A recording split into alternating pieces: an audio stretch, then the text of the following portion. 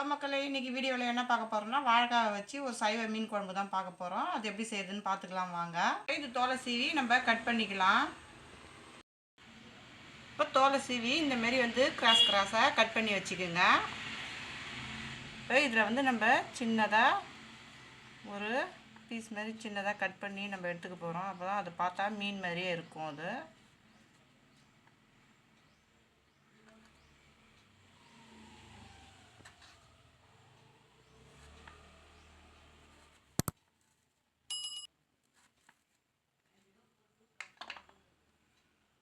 இதேமாரி எல்லாத்துலேயும் எடுத்துக்கலாம். நம்ம இந்தமாரி ஓட்டை போட்டு ஒரு ஸ்பூன் மிளகாத்தூள் எடுத்துக்கலாம். தனி மிளகாத்தூள்,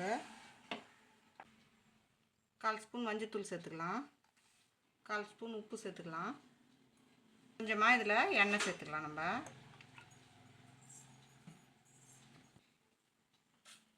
இது நல்லா பிசைஞ்சிக்கலாம். கொஞ்சமாக தண்ணி சேர்த்து பிசைஞ்சிக்கலாம்.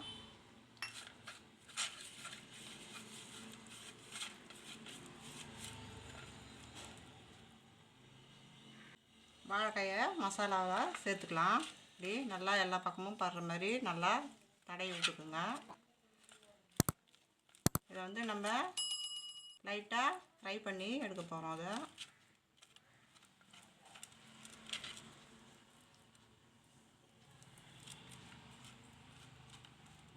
இதேமாரி எல்லாத்துலேயும் தடவிக்கலாம்.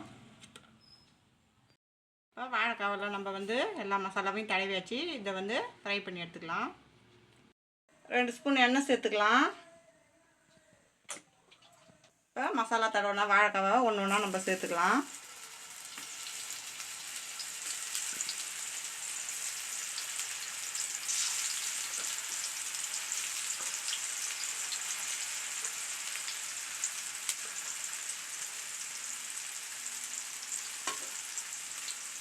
இப்போ நம்ம திருப்பி போட்டுக்கலாம். ரொம்ப ஐஸ் ஸ்பீடில் வைக்காதீங்க.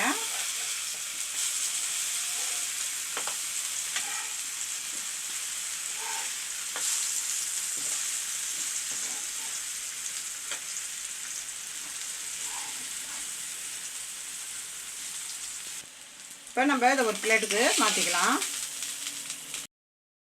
வானல் நல்லா காஞ்சிடுச்சு. 2 ஸ்பூன் எண்ணெய் சேர்த்துக்கலாம். 1 ஸ்பூன் கடுகு சேர்த்துக்கலாம். 1/4 ஸ்பூன் வெந்தயம் சேர்த்துக்கலாம். கடுகு நல்லா பொரிஞ்சிட்டு ஒரு பெரிய சைஸ் வெங்காயம் கட் பண்ணி வச்சுக்கிறேன். அதை சேர்த்துக்கலாம்.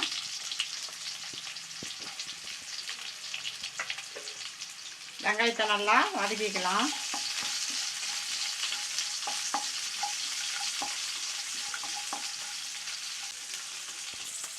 வெங்காயம் நல்லா வதங்கிடுச்சு. 1 ஸ்பூன் இஞ்சி பூண்டு பேஸ்ட்டு இதில் சேர்த்துக்கலாம். இதையும் சேர்த்து நல்லா வதக்கிக்கலாம். இப்போ தக்காளி ஒன்று கட் பண்ணி வச்சுக்கிறேன். அதையும் இதில் சேர்த்துக்கலாம். மீனே சாப்பிட மாட்டேன்னு சொல்கிறவங்களுக்கு இந்தமாரி வாழைக்காயில் செஞ்சு கொடுத்தா நல்லா சாப்பிடுவாங்க.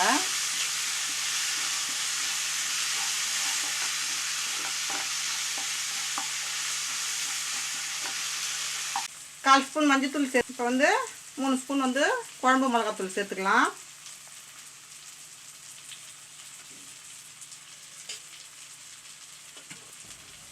ஒன்றரை ஸ்பூன் உப்பு சேர்த்துக்கலாம்.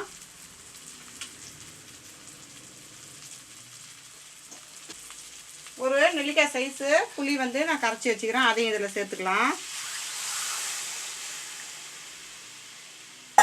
நல்லா மிக்ஸ் பண்ணி விட்டுக்குங்க. இன்னும் கொஞ்சம் தண்ணி நம்ம சேர்த்துக்கலாம். கொஞ்சமாக தண்ணி சேர்த்துக்கலாம். இப்போ இதை நல்லா கொதி வரட்டும். நல்லா கொதிக்க ஆரம்பிச்சிருச்சு. நம்ம வறுத்து வச்ச வாழைக்காவை இதில் சேர்த்துக்கலாம்.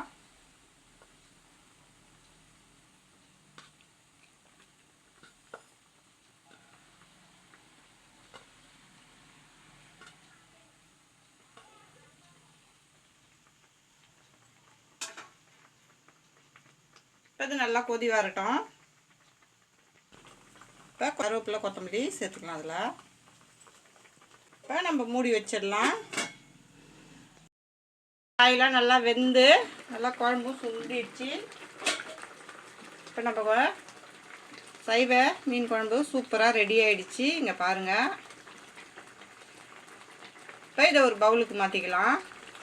நம்மளுடைய வாழைக்காய் சைவ மீன் குழம்பு சூப்பராக ரெடி ஆகிடுச்சு. இந்த வீடியோ பிடிச்சிருந்தா லைக் பண்ணுங்கள், ஷேர் பண்ணுங்கள், கமெண்ட் பண்ணுங்கள். மறக்காம நம்ம சேனலை சப்ஸ்கிரைப் பண்ணிவிட்டு பக்கத்தில் இருக்க பெல் ஐக்கான் கிளிக் பண்ணி ஆளுன்னு கொடுத்துருங்க. தேங்க்ஸ் ஃபார் வாட்சிங்.